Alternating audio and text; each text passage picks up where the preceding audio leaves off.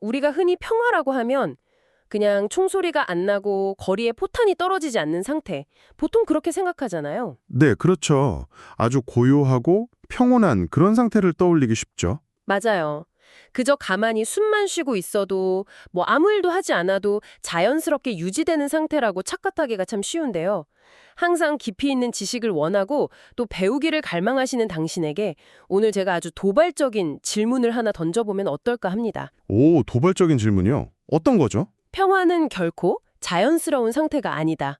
오히려 인간이 만들어낸 아주 가장 공격적이고 쉼없이 에너지를 쏟아 부어야 하고 또 끊임없는 유지보수가 필요한 그런 거대한 기계장치라면 어떨까요? 와, 그거 정말 아주 날카로운 시각인데요.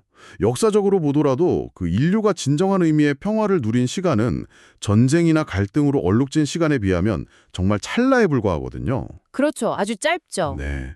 그 평화는 약간 중력을 거스르는 일과 같아요.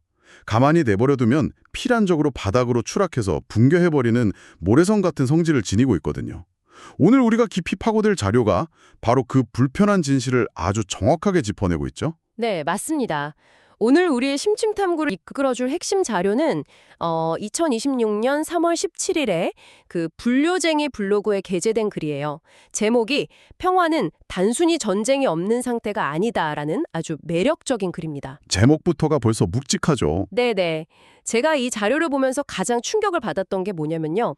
평화를 그저 뭐랄까 도덕적인 이상향이나 캠페인 구호처럼 예쁘게 포장하지 않았다는 거예요. 아, 철저하게 해부했죠. 맞아요. 우리가 아플 때 비로소 건강의 중요성을 뼈저리게 깨닫는 것처럼 지금 세계 곳곳에서 발생하는 분쟁을 보면서 우리는 진짜 평화의 가치를 깨닫고 있잖아요. 이 글은 국가라는 거대한 시스템이 평화라는 결과를 짜내기 위해서 내부와 외부에서 얼마나 필사적으로 기계의 톱니바퀴들을 돌리고 있는지를 구조적으로 완전히 해체해서 보여줍니다. 네, 여기서 흥미로운 점은 평화가 그저 주어지는 게 아니라 국가와 사회의 다방면적인 노력이 결합된 결과라는 걸 명확히 분류하고 있다는 거예요. 맞습니다. 그래서 저자는 이 거대한 시스템을 총 6가지의 필수적인 톱니바퀴로 분류하고 있는데요. 자, 이거 한번 자세히 파헤쳐 볼까요? 좋습니다.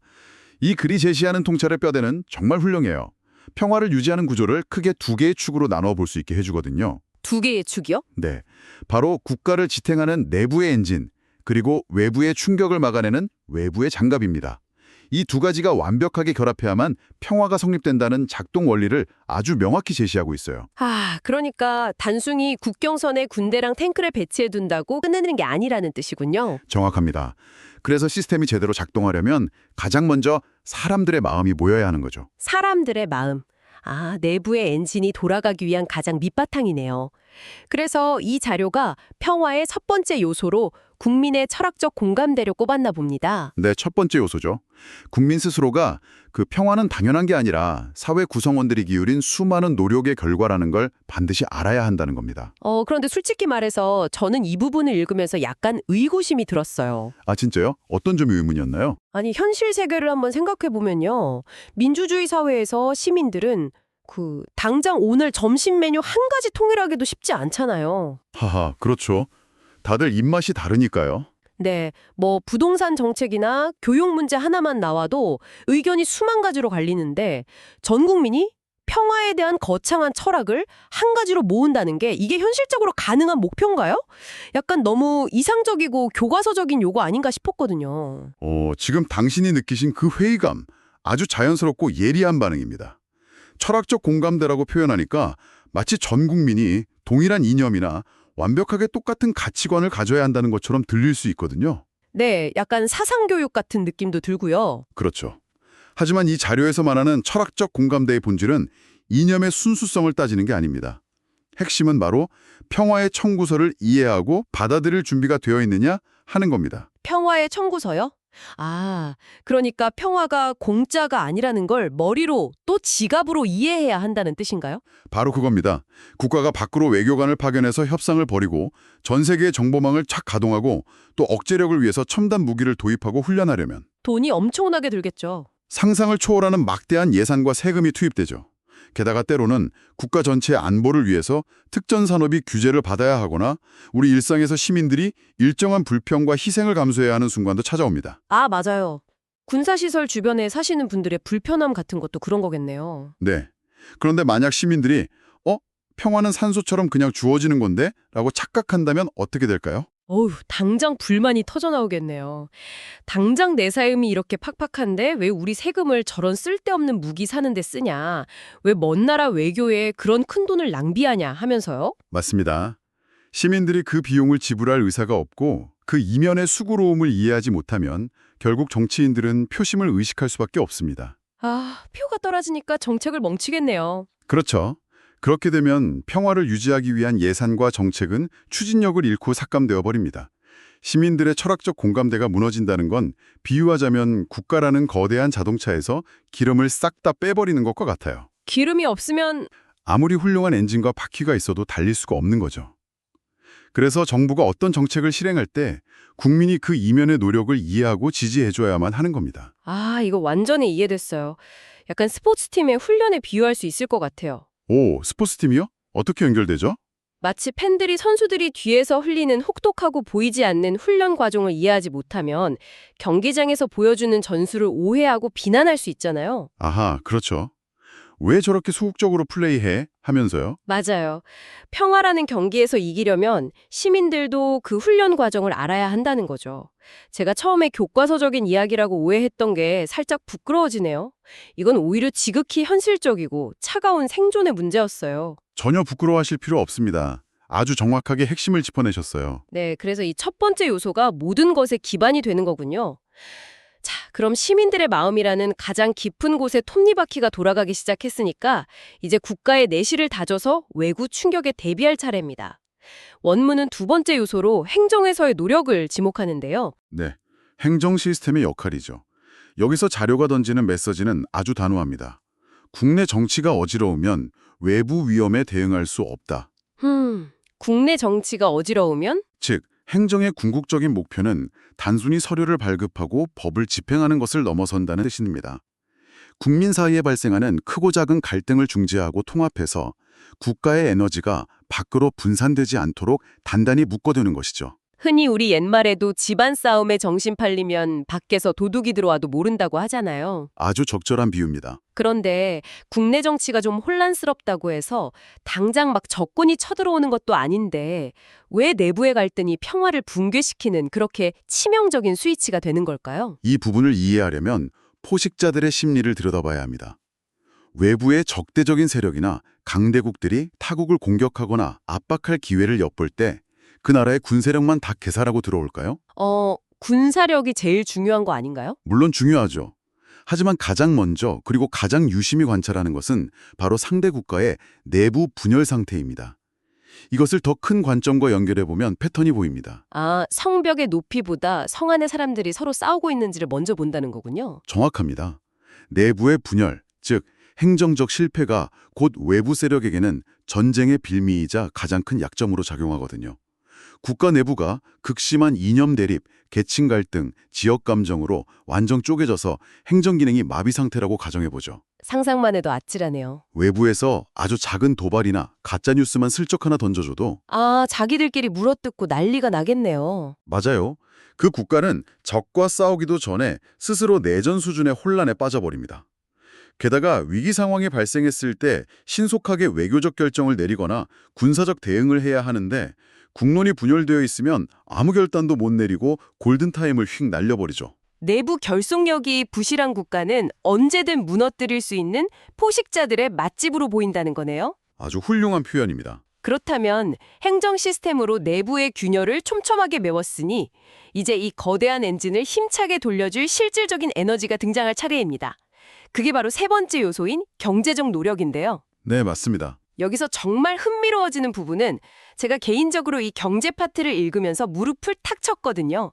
원문이 단순히 야, 국방비를 감당할 만큼 돈을 많이 벌어라 수준의 1차원적인 조언을 넘어섰더라고요. 오, 어떤 부분에서 그런 날카로움을 발견하셨나요? 자료는 평화를 위한 경제적 노력의 핵심으로 무역의 다각화를 아주 콕 집어서 명시하고 있습니다. 저는 이 대목을 보면서 우리가 주식 투자할 때 말하는 포트폴리오 분산 투자가 떠올랐어요. 아, 분산 투자. 정말 와닿는 비유네요. 네, 그런데 사실 그보다 훨씬 더 심오한 딜레마를 건드리고 있다고 생각해요. 전문가님, 평화를 이야기하면서 무역망을 여러 곳으로 분산시키라고 이렇게 구체적으로 조언한 진짜 이유가 뭘까요? 자산의 분산 투자라는 비유에서 한 걸음만 더 깊이 들어가 볼까요? 오늘날의 국제사회에서 경제적 의존성은 그 자체로 가장 조용하고 또 치명적인 무기가 됩니다. 경제가 무기라? 네. 이를 학계에서는 상호의존성의 무기화라고도 부르죠. 만약 어떤 국가가 수출입의 대부분을 특정 강대국 단 한 곳에 의존하고 있다고 한번 상상해 보십시오. 와, 완전 목줄을 잡히는 거네요. 만약 그 강대국이 우리한테 무리한 정치적 요구를 해오거나 국경을 막 위협할 때 우리가 싫어 하고 반발하면? 상대는 미사일을 쏠 필요조차 없겠죠. 그렇죠. 그냥 밸브를 딱 잠가서 수출입 통로를 끊어버리면 우리 경제는 며칠 만에 그냥 셧다운 될 테니까요. 정확합니다. 그래서 경제력을 키운다는 건 단순히 금고에 돈을 산처럼 쌓아두는 행위가 아닙니다. 외부의 압박에 휘둘리지 않고 스스로 주권적인 결정을 내릴 수 있는 자생력을 확보하는 거죠. 네네. 무역의 대상을 여러 국가, 또 다양한 대륙으로 촘촘하게 분산시켜두면요. 특정 국가가 갑자기 경제 보복을 가하거나 그 나라 내부의 위기가 빵 터져도 우리의 경제 엔진은 멈추지 않습니다. 충격 흡수 장치를 여러 개 달아두는 셈이네요. 만약 A 국가의 사태가 터져도 B 국가, C 국가랑 계속 무역을 하니까요. 맞습니다. 경제적 자립도와 다각화가 평화 유지의 필수 조건이라는 이 자료의 통찰은 그 현대전의 양상을 완벽하게 꿰뚫어 보겁니다. 내부가 튼튼한 이 두 가지 요소, 즉 행정과 경제가 제대로 갖춰져야만 진정한 방어가 시작된다고 볼 수 있죠. 대단하네요. 자, 시민들의 현실적인 철학, 내부 갈등을 묶는 행정, 그리고 목줄을 내어주지 않는 경제적 다각화. 이 첫 번째, 두 번째, 세 번째 톱니바퀴가 완벽하게 맞물려 돌아가면서 절대 스스로 무너지지 않는 튼튼한 내부 엔진을 완성했습니다. 아주 든든하죠. 네. 하지만 엔진이 좋고 프레임이 튼튼하다고 해서 거칠고 험악한 오프로드를 맘 놓고 막 달릴 수 있는 건 아니잖아요. 밖에서 날아오는 돌멩이도 막아야 하고 갑자기 튀어나오는 야생동물도 피해야 하니까요. 그렇죠. 이제 밖을 봐야죠. 네, 이제 시선을 국경선 밖으로 돌려서 위험천만한 국제사회라는 정글에서 어떻게 평화를 지켜내는지 외부를 향한 방패가 되어줄 남은 세 가지 요소를 탐구해 볼 시간입니다. 이제 튼튼한 방패를 들고 레이더를 켤 차례죠. 국가의 외부를 지키는 그 첫 번째 층이자 전체 구조에서 네 번째 요소에 해당하는 것이 바로 외교적 노력입니다. 외교적 노력? 네, 원문은 타국과의 오해를 막고 서로의 상황을 잘 이해할 수 있도록 끊임없이 대화하고 소통하는 것이라고 정의하고 있죠. 사실 이 부분에서 저는 당신의 생각을 꼭 듣고 싶었어요. 오해를 막기 위한 대화와 소통. 솔직히 이 문장만 딱 보면 초등학교 도덕 시간이나 혹은 뭐 부부 싸움을 해결하는 카운슬링에 나올 법한 약간 나이브한 말처럼 들리기도 하거든요. 하하, 착하게 대화로 풀자. 이런 느낌이죠. 맞아요. 국제 정치는 피도 눈물도 없는 자국의 이익만이 전부인 냉혹한 정글인데 그저 사이좋게 대화한다고 해서 평화가 지켜질 수 있나요? 외교라는 톱니바퀴 안에는 분명 더 날카로운 메커니즘이 숨어 있을 것 같은데요. 지극히 타당한 의심입니다. 외교를 그저 다과회 열어서 홍차 마시거나 서로 감정을 달래주는 친목도모 정도로 생각하면 완전 큰 오산이죠. 그렇죠. 뭔가 더 있겠죠. 국가 간의 외교는 미소 띈 얼굴 뒤에서 벌어지는 매우 치밀하고 수학적인 신호체계, 즉 시그널링의 교환입니다. 외교의 진짜 목적은 단순한 친분이 아니라 전략적 명확성과 전략적 모호성을 아주 정교하게 다루는 데 있습니다. 전략적 명확성과 모호성이요? 용어가 살짝 어려운데 좀 더 구체적으로 풀어주시겠어요? 역사적으로 볼 때 수많은 끔찍한 전쟁들은 의외로 치밀한 계산의 결과가 아니었습니다. 상대방의 의도를 잘못 읽어낸 오판과 오해에서 시작된 경우가 훨씬 많아요. 그런 건가요? 맞습니다. 예를 들어 우리가 어느 지점까지는 쿨하게 양보할 수 있지만 여기서부터 한 발짝이라도 더 들어오면 우리는 모든 것을 걸고 보복하겠다는 이른바 레드라인이 있겠죠. 네, 절대선. 외교는 그 레드라인을 상대방이 정확히 인지하도록 명확한 레이저 포인터로 쏘는 작업입니다. 네. 이 소통이 부재하면 상대방은 저 나라는 우리가 좀 공격해도 가만히 있겠지? 하고 자꾸 인내심을 시험하려 들어요. 선을 훌쩍 넘어버리는군요. 네. 그리고 그 오판이 바로 참혹한 전쟁의 방아쇠를 당기게 됩니다. 반대로 때로는 우리의 약점을 감추기 위해 의도적으로 모호한 태도를 취해서 상대를 혼란스럽게 만들기도 하죠. 그러니까 외교는 무슨 낭만적인 대화가 아니라 상대가 함부로 선을 넘지 못하도록 우리 집 마당에 명확하게 금을 긋고 빨간색 경고 표지판을 세우는 아주 살벌하고 정교한 작업이었군요. 정확한 이해입니다. 그렇다면 그 레이저 포인터를 정확한 곳에 겨냥하려면 상대방이 지금 무슨 생각을 하는지, 주머니 속에 칼을 숨기고 있는지 아니면 사탕을 숨기고 있는지 먼저 알아야 하잖아요. 자연스럽게 5번째 요소로 넘어가는 것 같습니다. 네, 바로 정보기관의 노력입니다. 정보기관의 노력. 외교관이 밝은 조명 아래에서 상대방과 직접 마주 앉아 선을 긋는 사람이라면요. 정보기관은 어둠 속에서 상대방의 그림자를 분석하고 아주 미세한 호흡의 변화를 읽어내는 눈과 귀의 역할을 합니다. 원문은 국제정세의 흐름과 타국의 변화를 놓치지 않음으로써 예측 불가능한 위험에 노출되는 것을 막아야 한다고 강조하죠. 거기 나오는 스파이들의 비밀 작전, 도청, 막 건물 폭파하고 이런 자극적인 이미지들이 먼저 떠오르거든요. 제임스 본드 같은 요원들이 떠오르죠. 네네. 솔직히 말해서 다른 나라의 정보를 몰래 캐내는 행위 자체가 상대국을 자극하고 분쟁을 조장하는 음지의 활동이 아닌가 하는 거부감도 들어요. 평화를 지키는 톱니바퀴라기엔 이거 너무 공격적이지 않나요? 영화나 매체가 만들어낸 극적인 이미지 때문에 그런 오해를 하기가 정말 쉽습니다. 하지만 현실 세계에서 국가정보기관의 가장 핵심적인 역할은 제임스 본드식의 화려한 액션이 아닙니다. 오히려 엄청나게 고도화된 예방적 유지보수이자 비용 절감의 메커니즘에 가깝죠. 정보 수집이 예방적 유지 보수이자 비용 절감이라 이거 정말 흥미로운 접근이네요. 어떤 원리인가요? 예를 하나 들어볼까요? 이웃 국가의 국경 근처에서 아주 미세하고 일상적인 군사 트럭들의 이동 경로가 살짝 바뀌었다거나 혹은 그 나라 내부의 특정 식량 가격이 갑자기 비정상적으로 폭등하고 있다는 경제적 지표를 정보기관이 미리 캐치했다고 가정해 봅시다. 그냥 트럭이 좀 움직이고 밥값이 올랐다. 일반인들한테는 사실 아무 의미 없는 데이터 조각이잖아요. 그렇죠. 하지만 전문가의 눈에는 다릅니다. 이 미세한 신호들은 몇 년 뒤 그 국가가 내부의 폭동이나 불만을 외부로 돌리기 위해 국지전을 일으킬 수 있다는 아주 강력한 전조 증상이거든요. 와, 나비의 날갯짓을 보고 태통이 올 걸 미리 계산하는 거군요. 맞습니다. 정보기관이 이 조짐을 초기에 딱 읽어내서 정책 입안자들에게 전달하면요. 국가는 위기가 닥치기 훨씬 전부터 조용히 외교 채널을 가동해 경고를 보내거나 전략 자선을 미리 재배치해서 상대의 도발 의지를 사전에 완전히 꺾어버릴 수 있습니다. 터지기 전에 막는 거네요. 네. 수만 명의 생명과 수백조 원이 증발할 수 있는 비극적인 전쟁을 정확히 분석된 몇 건의 정보 보고서가 막아내는 겁니다. 눈과 귀를 닫고 있다가 기습을 당하면 국가 전체가 쑥대밭이 되지만 미리 알고 있으면 충격을 최소화하거나 아예 피할 수 있죠. 이것이 바로 정보가 평화를 수호하는 가장 효율적인 메커니즘입니다. 듣고 보니 정보기관은 보이지 않는 곳에서 날아오는 화살의 궤적과 속도를 미리 쫙 계산해주는 국가의 슈퍼컴퓨터네요. 정확한 비유입니다. 결국 외교와 정보기관은 든든한 방범 시스템 같아요. 센서와 카메라처럼 외부의 동태를 싹 살피고 오해를 푸는 거니까요. 그런데요, 이 모든 방어망을 치고 수많은 경고를 보냈음에도 불구하고 상대방이 끝내 이성을 잃고 미친 듯이 칼을 휘두르며 돌진해 올 때가 있잖아요. 최악의 상황이죠. 네, 그때 그들의 발목을 부러뜨리고 무력화시킬 마지막 최후의 보루가 필요합니다. 이 자료가 제시하는 대망의 6번째 요소다 바로 국방에서의 노력입니다. 네, 가장 물리적이고 직접적인 장벽입니다.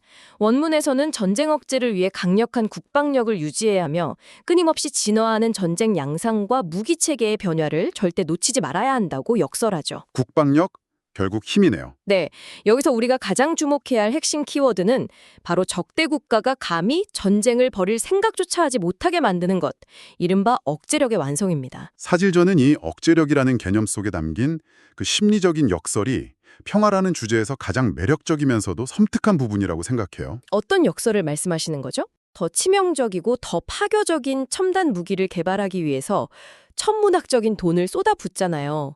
그런데 그 궁극적인 목적이 역설적에게도 그 무기를 단 한 번도 사용하지 않기 위해서라는 사실 말입니다.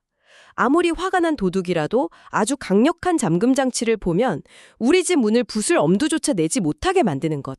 이것이 억제력이군요. 평화의 가장 거대한 역설이죠.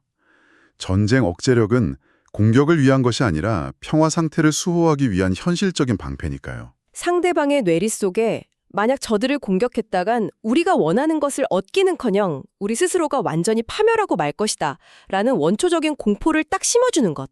그러니까 여기서 말하는 강력한 국방력은 적을 베어버리기 위해 날을 세우는 공격용 칼이 아니라 적의 사례 자체를 마비시켜버리는 엄청나게 강력한 마취제에 가깝네요. 완벽하게 본질을 꿰뚫은 비유입니다.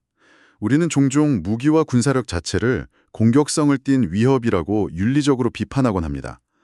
물론 이상적인 세계에서는 무기가 없는 것이 가장 좋겠죠. 네, 모두가 무기를 내려놓으면 좋겠지만 하지만 냉혹하고 무정부적인 국제 현실의 정글에서 압도적인 힘의 균형이 뒷받침되지 않는다면 평화는 그저 상대의 선의에 비대어 구걸하는 연약한 상태로 전락해버립니다. 앞서 우리가 살펴본 5가지의 요소들. 철학, 행정, 경제, 외교, 정보 말이죠. 네, 그 소프트 파워와 시스템들이 최종적으로 이 국방력이라는 아주 단단한 강철 껍질 안에 보호받아야만 비로소 실효성을 가지게 됩니다. 압도적인 힘이 없다면 그 어떤 철학이나 외교도 결국 모래성에 불과하다는 것. 정말 뼛속까지 서늘해지면서도 고개를 끄덕이게 만드는 진실입니다. 그렇다면 이 모든 것들이 결국 무엇을 의미할까요? 자, 오늘 우리는 불효쟁이 블로그의 놀라운 통찰을 통해 평화라는 이름의 거대한 기계장치를 수술대 위에 딱 올려놓고 그 내부를 샅샅이 해부해 보았습니다. 당신은 이 해부 과정을 어떻게 지켜보셨나요? 오늘 우리의 논의를 관통하는 가장 중요한 성과는 평화를 단순히 전쟁이 부재한 텅 빈 상태로 뭉뚱그려 생각하는 환상에서 완전히 벗어났다는 것입니다. 평화는 아주 구체적이고 실체적인 6가지 행동들의 결합이었죠. 맞습니다. 오늘 다룬 내용을 하나로 쫙 모아보면 이 거대한 기계가 어떻게 굴러가는지 선명하게 보입니다. 지금 듣고 계신 여러분을 위해 다시 한번 이 톱니바퀴들을 연결해 보겠습니다. 네, 정리해보죠. 첫 번째, 시민들이 평화의 막대한 비용을 기꺼이 감수하겠다는 철학적 공감대부터 시작해서요. 두 번째, 국가 내부의 갈등을 봉합하는 행정의 노력. 세 번째, 외부의 협박에 굴복하지 않도록 맷집을 키우는 경제와 무역의 다과화까지. 이 한 가지, 두 가지, 세 가지 요소들이 국가의 든든한 내부 엔진이었습니다. 훌륭한 엔진이죠. 그리고 그 위를 덮는 외부 장갑으로서 네 번째, 오판을 막기 위해 선을 긋는 외교. 다섯 번째, 보이지 않는 위협을 사전에 예측하고 차단하는 정보력. 마지막 6번째로 적의 공격 의지 자체를 꺾어버리는 압도적인 국방력까지. 남은 4가지, 5가지, 6가지 요소가 완벽한 방패가 되어주었죠. 이 6가지 톱니바퀴 중 단 하나라도 멈추거나 이빨이 빠져버리면 평화라는 기계는 그 즉시 끔찍한 괴음과 함께 붕괴하고 만다는 사실을 우리는 깊이 깨달았습니다. 이런 맥락에서 볼 때 블로그 원문의 저자가 글의 마지막을 장식하기 위해 17세기 철학자 스피노자의 명언을 인용한 것은 그야말로 탁월한 선택이었습니다. 아, 스피노자의 명언. 저도 그 구절이 잊히지가 않아요. 평화는 전쟁이 없는 상태가 아니라 자비, 신뢰, 정의와 같은 미덕을 갖춘 마음의 상태 혹은 그러한 기질이다. 아, 스피노자의 이 문장은 오늘 우리가 나눈 이 모든 전략적이고 차가운 분석들을 다시 인간의 영역으로 따뜻하게 끌어안으며 아주 깊은 여운을 남깁니다. 그렇죠. 국가가 수백조 원을 들여 첨단 무기를 사고 전 세계에서 치열하게 외교전을 펼치더라도 결국 그 거대한 평화 유지 시스템을 움직이는 가장 근원적이고 위대한 동력은 결국 사람의 마음이라는 뜻일 테니까요. 우리 사회 구성원들이 서로를 대하는 자비, 서로를 향한 굳건한 신뢰, 그리고 불의에 타협하지 않고 사회적 정의를 지켜내려는 아주 단단한 기질 말입니다. 네, 시스템의 시작과 끝은 결국 사람이니까요. 여러분이 이 묵직한 탐구를 떼내고 다시 바쁘게 돌아가는 일상으로 발걸음을 옮길 때 이 한 가지만은 꼭 마음속에 담아두시기를 바랍니다. 스피노자가 통찰했듯 진정한 평화가 신뢰와 정의로 엮어낸 우리의 기질이라면 결국 한 국가의 평화를 무너뜨리는 가장 치명적이고 무서운 적은 국경 너머에 진을 치고 있는 적군의 총칼이 아닐지도 모릅니다. 그것은 바로 우리 이웃들 사이에서 우리가 매일 걷는 이 거리와 일상 속에서 아주 조용하고 서서히 무너져 내리는 타인을 향한 불신, 그리고 우리 스스로를 파괴하는 분열 그 자체일 것입니다. 당신이 서 있는 바로 그곳에서부터 당신만의 단단한 평화를 굳건히 구축해 나가시기를 바랍니다.